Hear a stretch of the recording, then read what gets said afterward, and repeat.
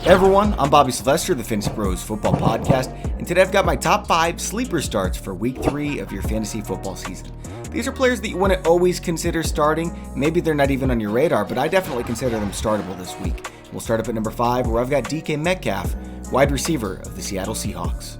Everyone was excited about Tyler Lockett this season, and for good reason. But if you think Russell Wilson is a top 12 quarterback, then surely you believe he can support 2 fantasy receivers.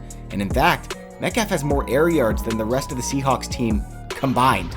Their matchup against New Orleans this week is among the easiest on the slate too, so I think it's a strong wide receiver 3 for me once again. At number 4, we've got another wide receiver. This time it's Nelson Agholor of the Philadelphia Eagles. It looks like Alshon Jeffrey is going to miss another game with a strained calf, and it comes just in the right time for Agholor, who draws the Detroit Lions. They have a stout run defense, which means Philly's going to have to pass. Did you know Agholor finished as a top 35 fantasy receiver last year, ahead of Robbie Anderson, DJ Moore, and Allen Robinson, despite being the 4th receiving option in Philadelphia? The point is, when he's on the field, Nelson Agholor always produces. At number 3, it's the only quarterback on the list. It's Matthew Stafford of the Detroit Lions.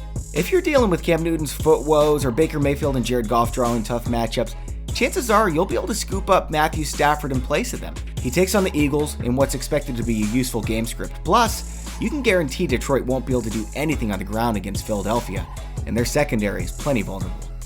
At number 2, it's the only running back. It's Frank Gore of the Buffalo Bills.